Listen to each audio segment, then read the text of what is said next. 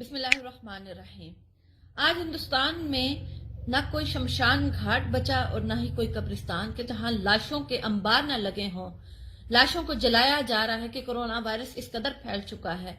آج اس بات پہ کوئی سیاست نہیں کروں گی، لیکن میں صرف ایک بات کہنا چاہتی ہوں کہ ہم وہی مسلمان ہیں کہ جب آکسیجن کی ضرورت پڑی اور ہندوستان میں آکسیجن کی کمی ہوگی تو ہمارے ہی ملک میں فیصل ایدھی صاحب نے ان کو یہ پیغام بھجوایا کہ ہم آپ کے ساتھ کھڑے ہیں اور ہماری طرف سے آپ کو جو بھی امداد کی ضرورت ہے ہم دینے کو تیار ہیں۔ یہ ایک مسلمان کا، ایک انسانیت کا جذبہ ہے، کیونکہ اسلام ہمیں یہ سکھاتا ہے۔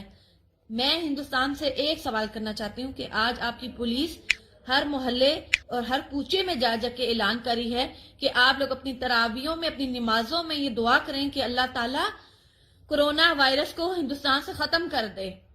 لیکن ایک سوال، کیا آپ لوگ یہ جس وجہ سے آپ لوگوں کے ملک میں یہ کرونا پھیلا ہے، یہ کرونا میں صرف ہندوستان کی بات نہیں کری، پوری دنیا میں پھیلا ہے، لیکن ہندوستانیوں سے میرا سوال ہے کہ کیا لاک ڈاؤن جو آپ نے پچھلے 2 سالوں سے مقبوضہ کشمیر کے کشمیریوں کے اوپر لگایا ہوا ہے، کیا وہ انسان نہیں تھے؟ کیا ان ماؤں بہنوں بیٹیوں کی آہیں پکار سسکیاں اللہ نے نہیں سنی؟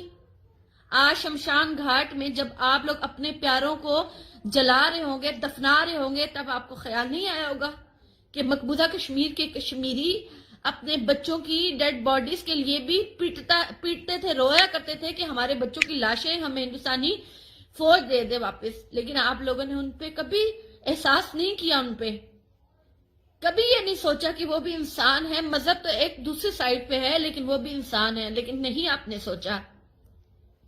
آج بھی میں ہندوستان کے لوگوں سے کہوں گی کہ آج آپ تبلیغی جماعت کے لوگوں کے اوپر جب پچھلے سال آپ لوگوں نے فتویٰ لگایا، جب پچھلے سال آپ نے ان پہ انضامات لگائے کہ ان لوگوں کی وجہ سے کورونا پھیل رہا ہے اور تبلیغ کو بند کیا جائے، اور آپ لوگوں نے ان کے اوپر مختلف کیسز ڈال دیے، ان کو جیلوں میں ڈالا گیا، ان پہ پابندی لگائی گئی، تو آج یہی تبلیغی جماعت والے ان ہندوؤں کو خون دے رہے ہیں، ان کو اپنا پلازما دے رہے ہیں کہ آپ لوگ ٹھیک ہو جائیں۔ آج میرا ہندوستان کے رہنے والے ہر ہندو سے سوال ہے کہ آپ لوگ ہم سے دعاؤں کی امید رکھتے ہیں، ہم ضرور کریں گے، کیونکہ ہمارا مذہب ہمیں اس بات کی اجازت دیتا ہے کہ کسی بھی انسان کے اوپر ظلم ہو رہا ہو، کسی بھی انسان کے اوپر مشکل آئے تو اس کے لیے دعا کرنا آپ پہ فرض ہے۔ لیکن کیا آپ نے مقبوضہ کشمیر کے رہنے والے لوگوں کی کبھی سسکیاں آہیں سنی ہیں؟ آج اسی طرح میں پاکستان کو بھی کہوں گی کہ ہمارے ملک میں بھی اس طرح کا عذاب نازل ہو سکتا ہے۔ اس وقت سے ڈرے، کشمیریوں کو ان کا حق دیں۔